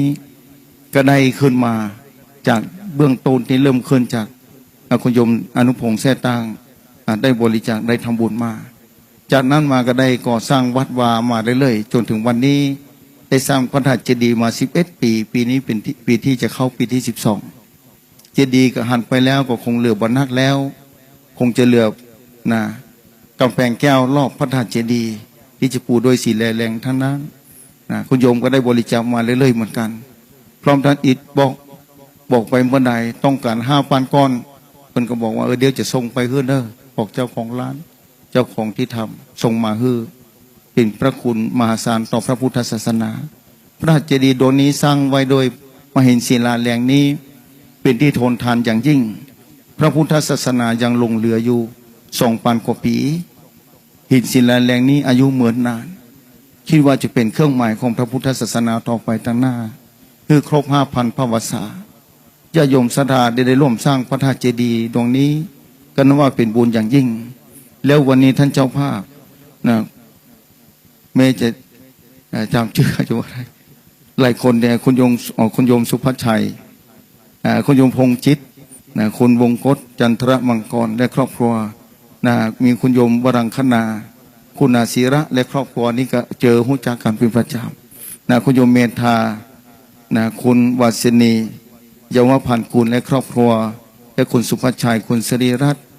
นะติรัตนกุลและครอบครัวและคุณอุดมศักดิ์คุณสุภัตรารุ่งนิรันดร์พรและครอบครัวคุณประเวศนี่ขึ้นมาบ่อยมาทำบุญทอดถวายเทียนพรรษาเป็นประจำนะและคุณอรุณรัตน์คู่สิริสินและครอบครัวมาเป็นประจำต้องขออนุโมทนาในการสร้างบารมีพร้อมกันคณะศรัทธาคลื่นสีขาวจากที่ต่างๆหลายที่เป็นกระบอกเสียงในวันนี้และวัน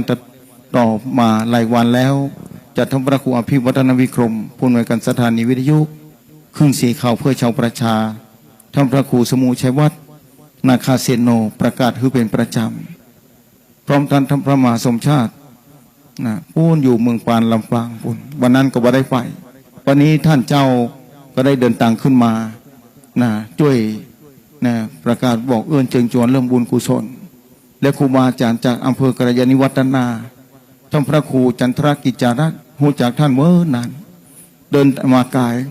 เกือบ200 กว่ากิโลมาเป็นเนื้อนาบุญคือคณะสัทธาที่นี่และครูบาอาจารย์หลายตนหลายองค์ที่เดินทางมาเป็นเนื้อนาบุญต้องขอบคุณอนุโมทนานั้นเป็นอย่างยิ่งพระธาตุเจดีย์ดวงนี้ที่ญาติโยมศรัทธาสาธุชนทุกท่านที่มาร่วมทำบุญในครั้งนี้คือเป็นอนุสตินึกถึงพุทธานุสติการทอดกฐินนั้นญาติโยมศรัทธาคงจะได้ฟังแต่ละปีแต่ละครั้งว่านิสงส์มหาศาลปันได้ญาติโยมศรัทธาคงเข้าใจเป็นอย่างยิ่งเพราะฉะนั้นคือนึกถึงบุญที่ตัวเก่าได้ทำไว้ครั้งนี้เป็นอนุสติคือที่อยู่ของใจที่ระลึกของใจทุกวันนี้คนเราสร้างบ้านใหญ่โตแต่ที่จิตใจเนี่ยถ้ามีที่อยู่แล้วนะสบายนะส่วนมากบ่มีที่อยู่เพราะฉะนั้นบุญกุศลใดและก็ขอบคุณเจ้าภาพลงทานทุกลงทานที่เดินทางมาจากทิศต่างๆจากหมู่บ้านต่างๆหลายหมู่บ้านอาจจะชื่อบ่เสียงที่มาร่วมทำบุญลงทานเพื่อนะถวายพระตาหารเพลแด่พระสงฆ์นะองค์เนรที่ได้เดินทางขึ้นมาครั้งนี้มาเป็นเนื้อนาบุญได้ศรัทธาสาธุชนเดินทางมาจากหลายจังหวัดหลายหมู่บ้านด้วยกันทำให้ได้รับประทานอาหารกลางวันโดยบ่ทุกข์ร้อนนะมีความสุขสบายในการอยู่ร่วมบุญกุศลด้วยกันที่นี่ในฐานะวัดพุทธศิคิรีเก้ากับผมอาตมาภาพปฏิสันทานครูบาอาจารย์เจ้าปฏิสันทานญาติโยมศรัทธาสาธุชนที่เดินทางมาครั้งนี้ตำวัดพุทธศิคิรีก็ยังบ่พร้อมหลายด้านหลายประการในการต้อนรับคณะศรัทธาญาติโยมที่ขึ้นมาถ้าขาดตกบกพร่องประการใดในนามวัดพุทธศิคิรีอาตมาภาพเก้ากับผมอาตมาภาพขอน้อมรับจะได้ปรับปรุงและแก้ไขต่อไปก็คงได้รับความเมตตาอภัยเป็นอย่างยิ่งบุญกุศลนี้พระวาปัจจัยครั้งนี้คือเป็นพระวาปัจจัยคือครูบาอาจารย์เจ้าเจริญรุ่งเรืองในพระพุทธศาสนาเจ้าภาพเจ้าศรัทธามีคุณโยมพงจิตคุณวงกฎจันทรมังกรและครอบครัวเป็นตนพร้อมเครือญาติทุกคนคืออยู่เย็นเป็นสุขบุญกุศลนี้ปกปักรักษาคุณโยมอายุมันยืนยาวสุขภาพพรานามัยแข็งแรงกู้คนกู้ตนกู้องค์มีความสุขสวัสดีเข้าใจในธรรมรู้ยิ่งในธรรมเจริญในธรรมที่สุดของพระพุทธเจ้าแล้วในที่สุดคือได้คำวัฏสงสารอันยาวไกลการด้านนี้ไปสู่ดินแดนอมตะกู้ตนกู้องค์กู้ผู้กู้คนอายุวันโนสุขังพระลาสาธุยะถาวาริวหาปุราปริปุเรนติสาคารังเอวะเมวะอิโตทินังเปตานังอุปกปปติอิจิตังปฏิตังตุมังกิปะเมวะสมิจจตุสเพปุเรนตุสังกปาจันโทปนรโสยถามณิโชติรโสยถาสัพพิติโยวิวัชจันโตสัมปโรโควินาศตุมาเตวันตารายโยสุขิธิกายุโกภวสัมปิติโยวิวัชจันตุสัพพะโลโกวินาศตุมาเตภวันตารายโยสุขิธิกายุโกภวสัมปิติโยวิวัชจันตุสัพพะโลโกวินาศตุมาเตภวันตารายโยสุขิธิกายุโกภวะอภิวาทนาสิเลสเนจังมุนตาปัจจายโนจัตต ตารโร ธรรม มาวัฏฐันติอายุวันโนสุขังภาลังกาเลทัตตันติสัพพัญญาวะ ทัน โยวิตมัจจลากาเลนะเดินนังอริ เย สุจุโปเตสุตาติสุวิมปัสสันนะมนาตัสสวิ ปุลา โหติทักกินาเยตัตตะอนุโมตั ตั น นติเวยาวา จังกะโรนติวานาเตนะทักกินาโอนาเต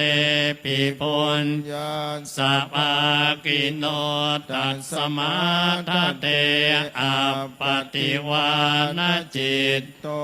ยัตตะทินนังมะ พลัง ปุญญานิปะละโลกัสสมิงปฏิทธาโหนติปานินันติอายุวัตตะโกธนวัตตะโกสิริวัตตะโกยสวัต ตะโก ภาลวัตตะโกวันนวัตตะโกสุขวัตตะโก โหน ตุสัพพทาทุกขโรกภัยยา เวลาโสกะ สัตตุจุปันตวาอเนกาอันตรายาภิวิน นา สันตุจเตสสสะ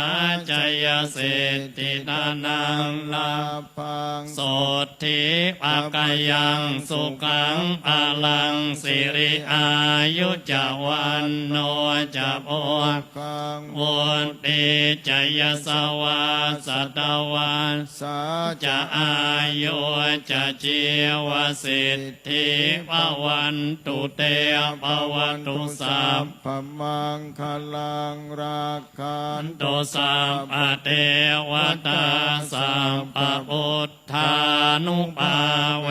นัสสัต ทา โสทิภวันตุเต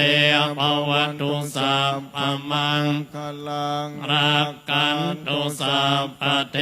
วตาสัพพะ ธรรมา นุภาเวนัสสัทธาโสทิภวันตุเตภวันตุสัพ พมัง กาลังรักกันตุสัพพะเทว ตา สัพพะสังฆานุภาเวนัสสัทธาโสทิภาวันตุเต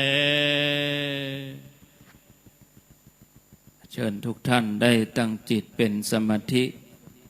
สักครู่หนึ่ง ตั้งจิตเป็นสมาธิสักกรรม เพื่อเป็นการอนุโมทนาบุญกับตัวเก่าและหมู่เฮาญาติพี่น้องทั้งที่มาแล้วก็ดี ที่เปิ้นบ่ได้มาเปิ้นฝากหอมมาเพื่อได้บุญโดยกันทุกคนตั้งจิตสงบสักกรรมเนอะ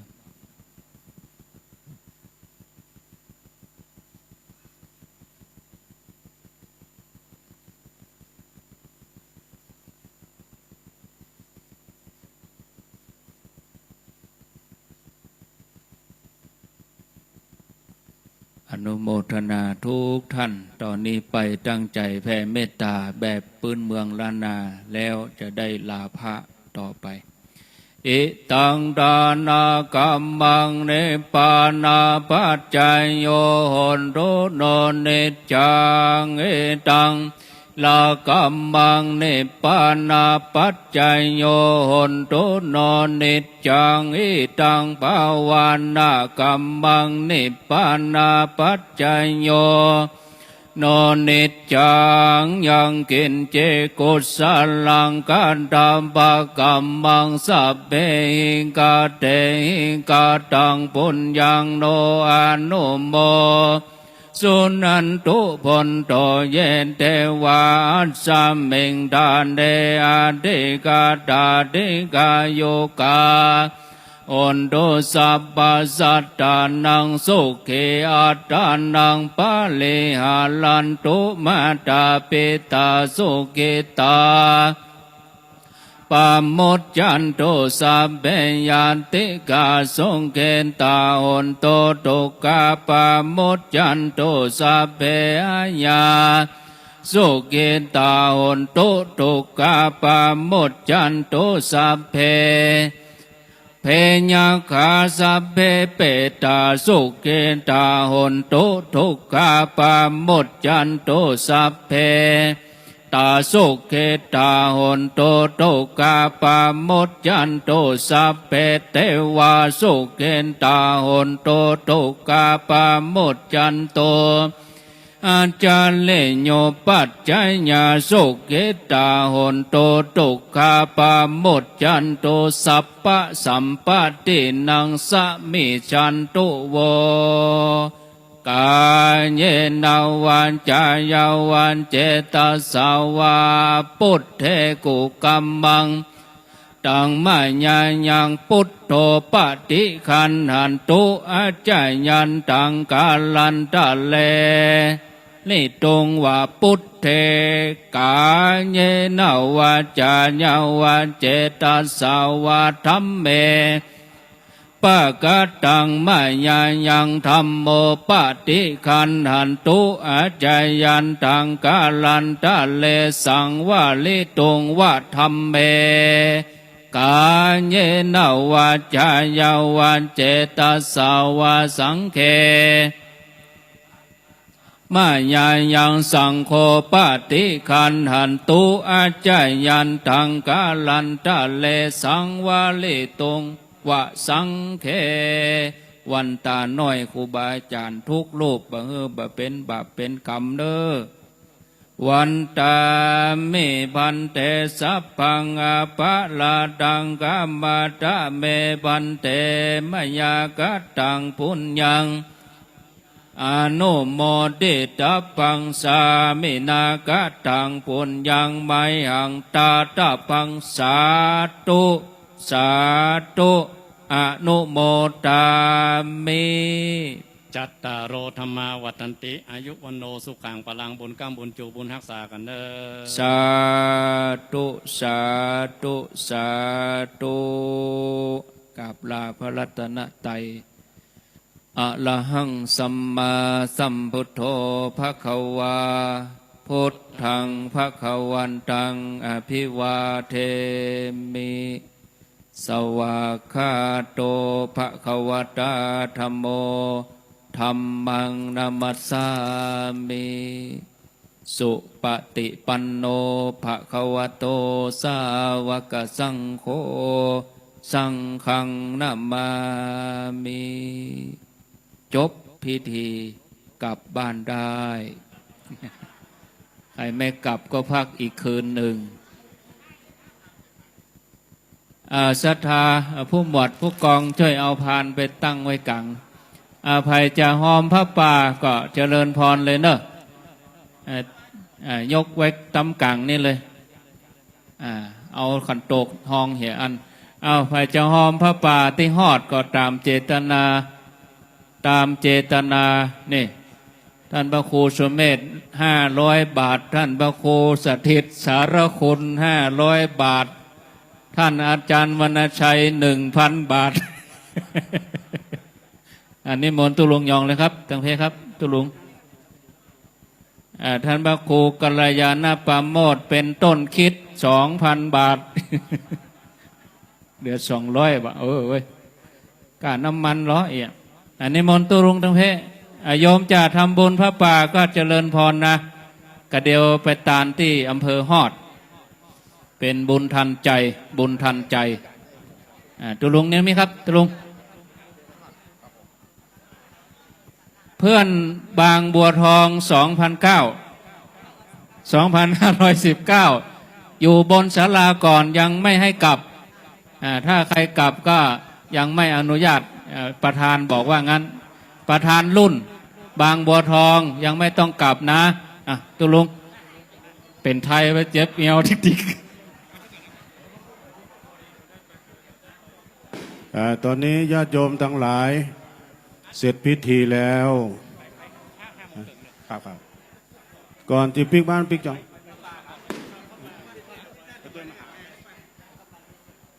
ขอบคุณทุกท่านเดินทางแคล้วคลาดปลอดภัยทุกตารางกิโลเมตรของการเดินทางโอ้พี่น้องหอยละโดยเนาะบันทึกภาพไว้ กินม่วนตานหวานกินหวานตานต้อมกินจอบตานจอบนโยม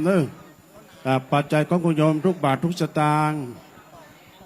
โยมมารับวัตถุมงคลที่ท่านประจันวรรณชัยเจ้าภาพเก้า ท่านประธานมารับวัตถุมงคลที่ท่านประจันวรรณชัยชัยนันโทแล้วก็ศรัทธาทั้งหลายด้วยก้าเนาะ โอ้วันนี้เดี๋ยวคณะเจ้าภาพกำลังจะบันทึกภาพที่หน้าพระประธานคว้าตางน้อยจะไปผ่านหน้าบนเรือ โอ้วันนี้ถ้าเจริญพรเด้อพี่น้องต่างสายมูลเนาะตอนนี้เลยนะโยมจะร่วมบุญกุศลด้วยกันเจริญพรได้เดี๋ยวคุณโยมมาแมทออกกันนะดูกล้องตอนนี้ทางช่างภาพกำลังจะบันทึกภาพอันเป็นประวัติศาสตร์นะโยมนะยังไงก็ต่อยอดให้มันแล้วเสร็จไปเลยปีหน้าจะได้ฉลองสมโภช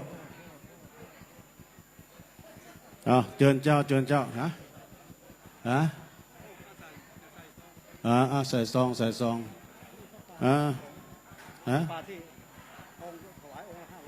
อ๋อ เชิญเจ้ายมยังบัดได้ใส่ก็เชิญเด้อตามเจตนาบ่ได้บักบ่ได้แบนเด้อ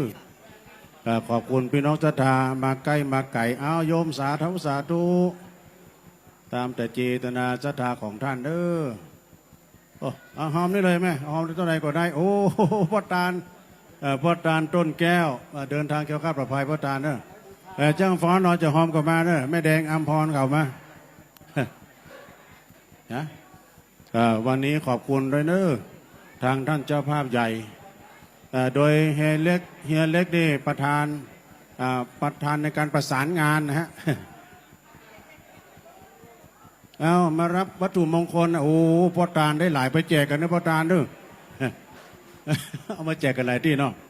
เอาญาติโยมไม่น้องสายบุญต่างๆใครยังไม่ได้รับพยายามบัตรเลยครับโอ้เพิ่นแจกแก้วด้วยนี่นะแก้วโป่งคามแก้วเป็นแก้วสารพัดนึกจ้ะอาจารย์ท่านพระอาจารย์วรรณชัยโชคดีนะประธานนะโชคดีปักการงานหน้าเนาะปักการงานหน้าท่าน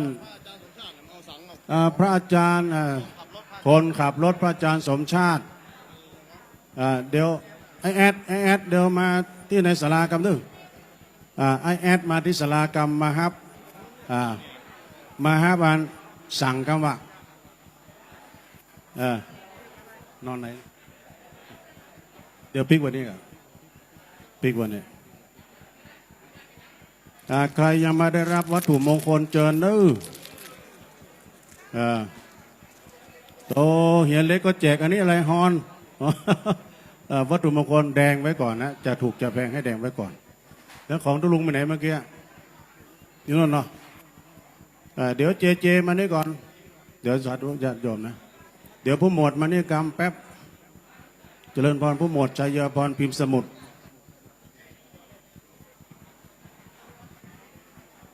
ครับสำหรับพิธีทอดพระกฐินนะครับประจำปีนี้ของ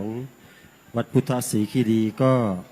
เสร็จสิ้นลงไปเรียบร้อยแล้วนะครับต้องขอบพระคุณเจ้าภาพหลักเจ้าภาพรองนะครับคณะเครือญาติทางเจ้าภาพผู้ใหญ่ใจบุญนะครับรวมทั้งคณะศรัทธาทั่วทุกสารทิศนะครับอย่างไรแล้วท่านก็ทยอยเข้ามารับวัตถุมงคลจากท่าน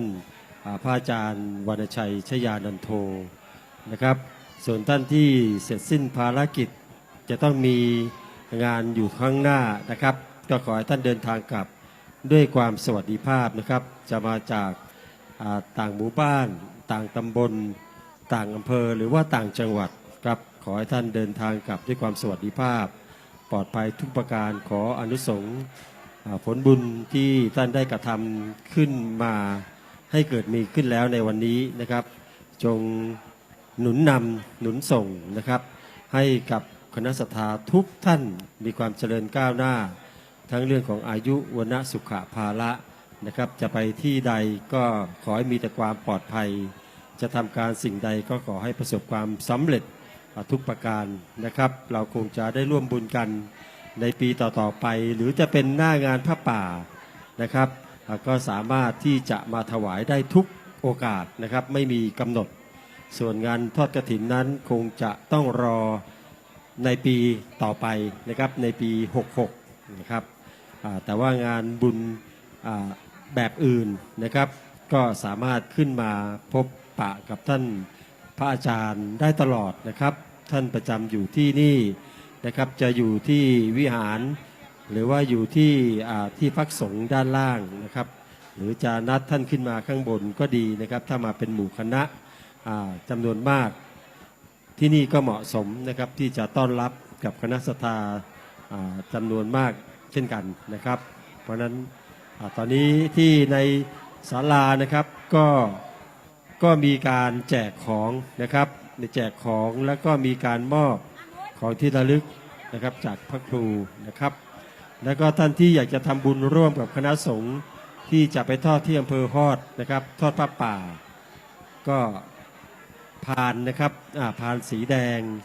นะครับวางอยู่ตรงกลางวิหารแล้วนะครับคนละ10 บาท20 บาทก็ยินดีนะครับเดี๋ยวท่านพระอาจารย์ก็จะได้นำนะครับไปร่วมนะครับต่อบุญในอีกไม่กี่ชั่วโมงข้างหน้านี้นะครับก็ยินดีกับทุกท่านนะครับ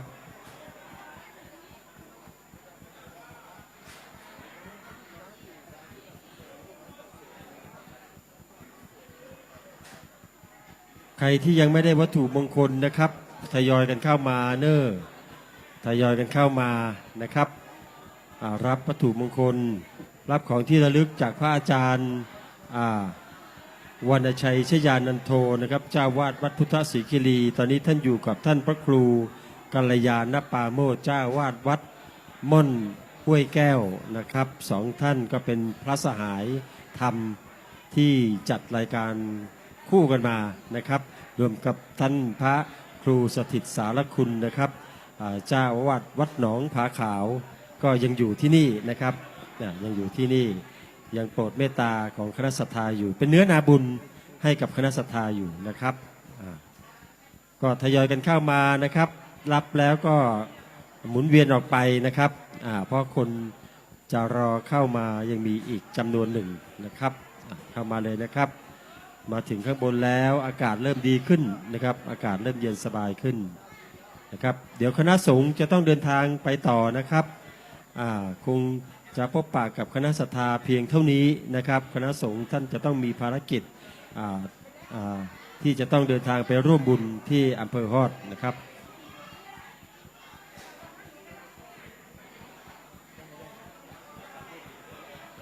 ได้ครับถ้าถวายที่ท่านพระอาจารย์ก่อนก็ได้ครับแล้วก็บอกทำบุญกฐิน หรือจะใส่ที่พานนั่นเลยก็ได้นะครับเป็นเงิน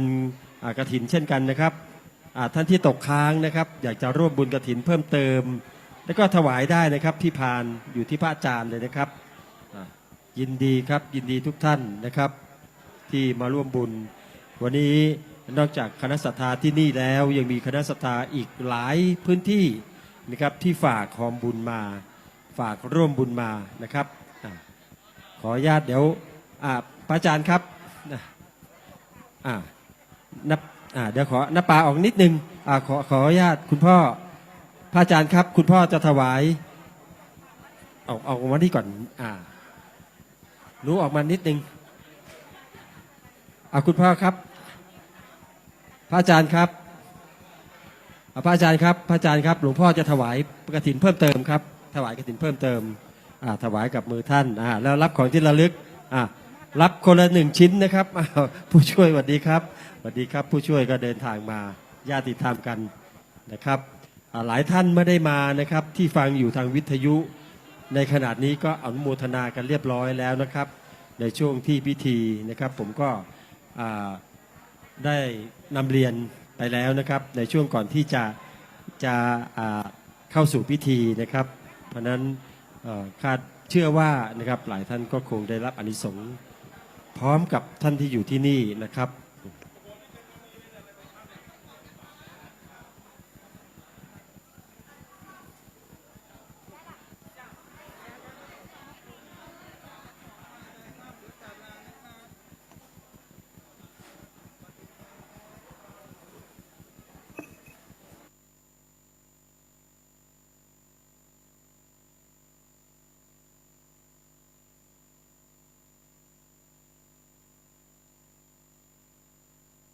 ที่อยู่ที่นี่นะครับ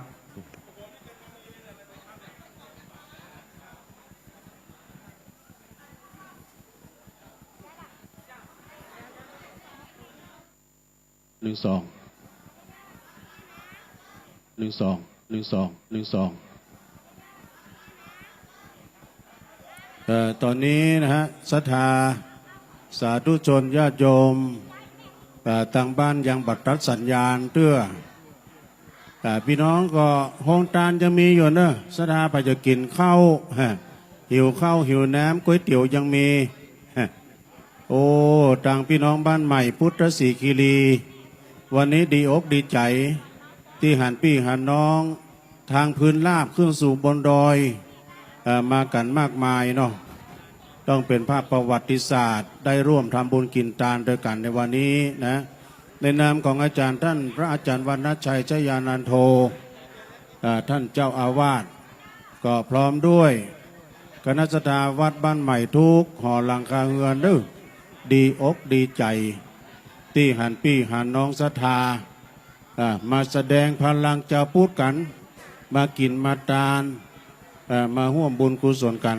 ในวันนี้เนาะจะได้ญาติโยมทั้งหลายเดี๋ยวพระจะลวดไปที่อำเภอฮอดไปทอดพระป่าด้วยกันก็เจอที่เพิ่มได้ไปก็โอ้ปรากฏว่ามีแต่เยอะแยะมากมายเพิ่นหอมเป็นปัจจัยมาเรียบร้อยเนาะขอบคุณเนอะศรัทธาเนอะ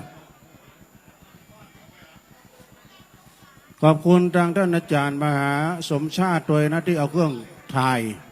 ายทอดเสียงให้พี่น้องได้ชมได้ฟังกันเนาะก็วันนี้ท่านก็มีเจตนาดีตอนนี้ฟังเพลงกันไปก่อนเนาะ